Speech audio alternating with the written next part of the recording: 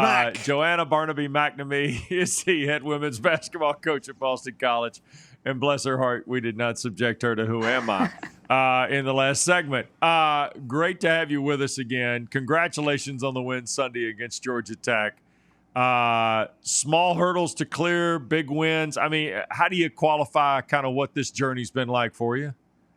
Well, I think, it's been a kind of a tough road, really bumpy, and we have to celebrate, like I tell our players all the time, we have to celebrate everything great that happens this year because those moments are sometimes far and few between. So, even like we say, hey, we're going to end this drill with 3 in a row in practice. When we make 3 in a row, I want everybody to be fired up because that's what it's about. So we really needed that Georgia Tech win just to give us some ammunition in our blood, some fight, because that's something that this year at times has taken away from us just because of all the pauses and all the breaks we've had. You need to every now and I don't care what you do for a living, but eventually when you put in the work, you just need a little reward, right? You just need a sense of, hey, we're not doing this just because we're killing time. And Absolutely. that had to be the deal. I mean, there's got to be a sense of satisfaction just getting a game in, given the COVID and the pandemic. But eventually, hey, you know what? You do lift weights and run steps and do drills, and coaches are barking at you, and you do all the stuff you're supposed to do. And when you finally get that sense of, hey, you know what? That's what winning tastes like. I can't even imagine putting a price tag on what happened on Sunday, because not only did you just win a game, Coach, you beat arguably as hot a team as there is in this conference, and Georgia Tech has been out of sight. And to hold them to 2 points in the fourth quarter, I mean, that was just a great, great team effort. Right, I agree. And I think that, like you said, our players work so hard, and they're very I love this group because they're really selfless. They have great character, and I know every coach says that, but this team really is. They're so much fun to be around, and I think just those pauses really made us miss each other without question. It made us get back on the floor and really cherish the time we have together. And like I said, basketball for us has been what has made this crazy time normal. It's kind of given us our sanity. But winning is what we're out there for, right? That's what makes everything click, and it's what makes you really feel that joy in your heart. So I was super happy for our team, our staff. Like you said, we needed that not only just for our momentum, but just for sanity in and of itself. All right, Coach, so we know Taylor Soule's one of the best players in this league. But Cameron Schwartz has played well for you. It's been a collaborative development process this year, if nothing else.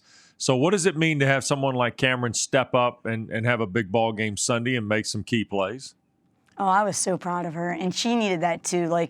She has that potential. We see that on a daily basis in practice, and she's been one of those players that, maybe took some criticism early about taking uncharacteristic shots or what have you, but she makes those shots in practice, and she does a good job, and she's gotten to the point now because she's finally been able to get in the gym and put time in. And with all players, that's what makes the difference is when you get to kind of hone your craft in your own time. We say during the season, we get better as a team in practice, but you got to find that time to get with the coach, to get with people on your time to really get what you want to accomplish and get your skill level at a pace where it can be very consistent. And she's really been able to do that over the last couple weeks, which kind of was taken away from us there for a while.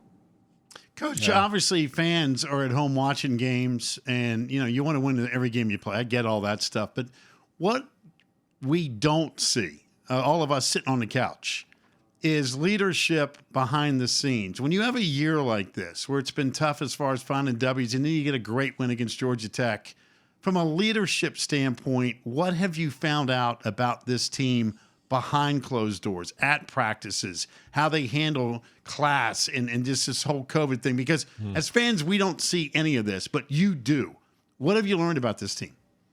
I've learned that they're really resilient, and I think that peer leadership is more important than any type of leadership, and that's something that this group has had with each other. And, you had mentioned Taylor Soule earlier. She's that type of player that leads so well by example. She almost every day has that consummate positive attitude, and she really is truly not in it for herself. She has that true joy when anybody else succeeds and plays well and does great things. So having that as your leadership everybody else just kind of revolves around that and also takes from it. And so it's almost like her enthusiasm continually becomes contagious. And I love that she's able to lead us. And then because we have that core group of juniors that luckily has been with me for a few years, they work hard to not let this year, the things that we've had to overcome, get them down. And at the end of the day, that's the most important part. We always say you don't always remember every win and loss, but you remember the moments that you make throughout your college career. So we're still trying to make great moments. Coach, let me just follow up with that a second, because you and the staff are going to worry about every detail known to man under the sun. Have you found in a year like this, given COVID, the wins, the losses, and so forth, that they have helped you in a sense of, hey, Coach, let's go? Do you find yourself sometimes going, because you're worried about every little detail, right? I know how coaches are, every little detail. But have you found that the players have basically helped you and the staff at times?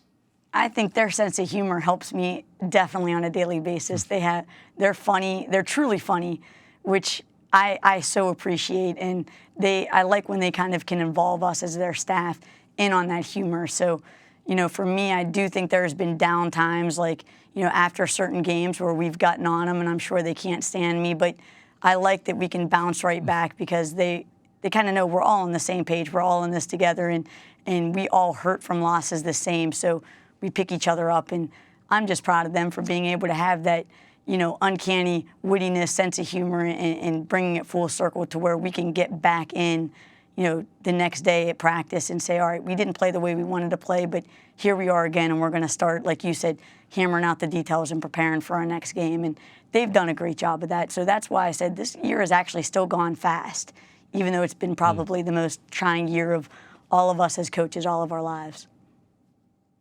You've got Syracuse for a second time tomorrow night at 8 o'clock. It's game 2 of our doubleheader here on ACCN. What'd you learn the first time, and now coming off the win, what do you think can help you tomorrow night at the Dome?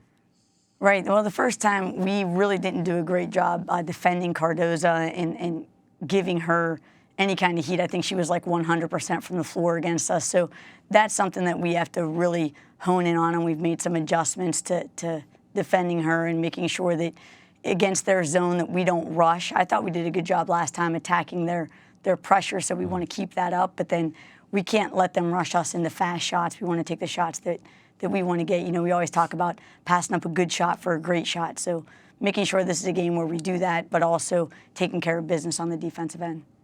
Coach, from a practice perspective, do you get a sense there's a little hop in the step this week after the W, or is it just business as usual?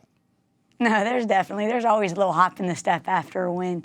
You can't help it. Everybody, the music feels a little bit better during pre-practice. Everything just feels a little bit better, and that's exactly what I told them. This is why we play. We love to feel like this. Even after the game, we hadn't felt that way. It feels like, forever. So we needed that, and now we want to try to keep that going. All right, Joanne, I got one question as I have my coffee here. If you were able to take one positive from what's been a very difficult year, what would it be? I've asked coaches this. I've asked student athletes this. You have to learn something from the hardships of this year that you're going to carry forward with. Maybe it's planning, process, structure. I don't know. What is it for you? Geez, on a coaching level, on a professional level, the people you surround yourself are everything. People is what makes it happen. So, normally you always say winning is a cure-all. Well, when you're not winning, how do you get through it? And it's the people that you surround yourself with. So I'm just super fortunate that I'm surrounded by great players, that I have a good staff, that I have people I enjoy being with every day, regardless if we're winning or losing. And on a personal level, I've gotten to spend so much quality time with my family due to the lack of travel for recruiting and things like that. So those are the two things that have been kind of the silver lining.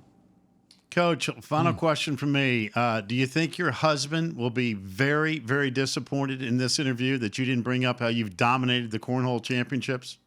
No, he actually just said don't talk about it because the last time we played one-on-one, it was not good for him.